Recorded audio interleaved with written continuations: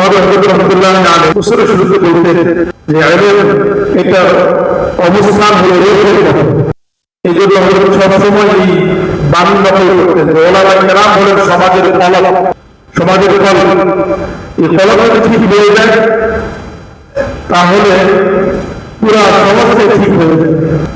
জামিয়া মাদানিয়া বাড়িদারা প্রতিষ্ঠাতা এবং ফিকরি মুআসসিস হলেন আমাদের হযরত আল্লামা নূর হোসেন কাসিমি রাহমাতুল্লাহ আলাইহি, যিনি তার জীবনের শুরু থেকেই বাংলাদেশের বৃহৎ থেকে বৃহত্তম মেধার মধ্যে সর্বোচ্চ সুযোগ সুবিধা সহকারে খেদমত করার পরেও এই জামিয়া মাদানিয়া বাড়িধারাকে আকাবির আসলাফ দারুল উলুম দেওবন্দের নমুনায় তৈরি করার এক ফিকির এবং চিন্তা নিয়ে জামিয়াকে প্রতিষ্ঠা করে।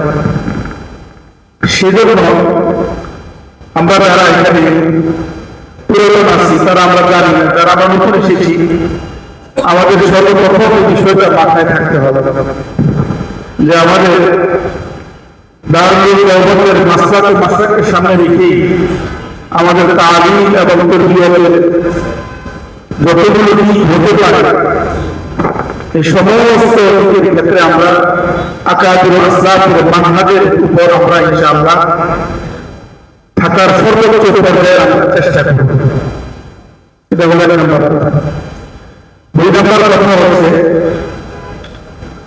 আমাদের হযরত রাসূলুল্লাহ আলাইহি ওয়াসাল্লাম শুরুতে বলতেন যে ইলম এটা অবস্থান হলো রূহের মতো। এই জন্য হযরত সবসময় এই বাণী নকল করতেন যে ওলামায়ে কেরাম হলেন সমাজের কলম, সমাজের কলম। এই কলম যদি ঠিক হয়ে যায় তাহলে পুরা সমাজটাই ঠিক হয়ে যায়। আর এই মাদ্রাসাগুলো হলো এই সমাজের যে কলম তৈরি কারখানা, ফ্যাক্টরি। এই জন্য সারা বাংলাদেশের আনাচে কানাচে বিভিন্ন জায়গা থেকে আপনারা এখানে সহযোগিতা হয়েছে ইলমে দ্বীন হাসিল করার জন্য, ইলমে নবুওয়াত হাসিল করার জন্য।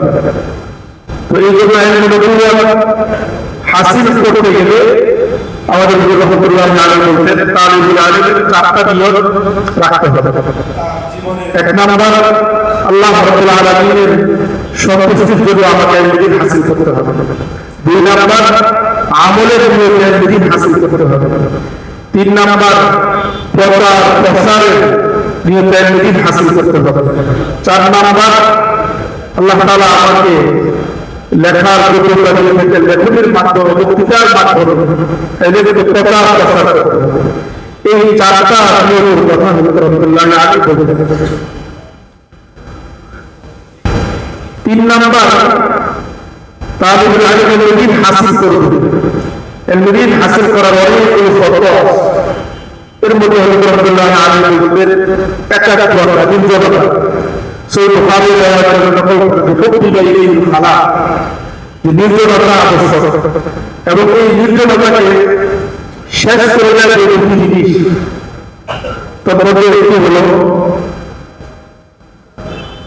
বন্ধু বান্ধবের সাথে, ইনসানের সাথে, অন্য মানুষের সাথে বেশি মেলামেশা করা, অন্য মানুষের সাথে বেশি উঠা বসা করা, গল্প করা।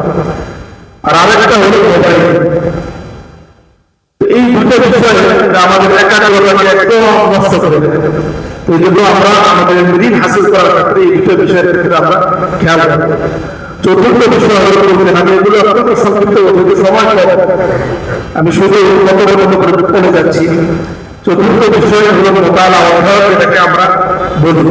ক্লাসে যাওয়ার আগে নিজে মোতালা করা, ক্লাসে উস্তাদের থেকে শোনার পরে নিজের মোতালার সাথে এটাকে মিলানো এবং ক্লাসের পরে এটাকে মুজারা। চতুর্থ বিষয়।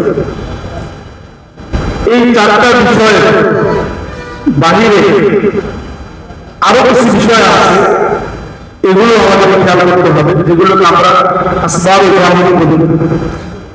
একটা হলো উস্তাদের আদব, আরেকটা হলো প্রতিষ্ঠানের আদব, আরেকটা হলো আসবাবুল ইলম। এলেম অর্জন করার সমস্ত এগুলোর আদব আমাকে আপনাকে লক্ষ্য রাখতে হবে। উস্তাদের আদবের মধ্যে চারটা জিনিস, একটা হলো আজমত, মুহাব্বত, ইতাআত, খিদমত।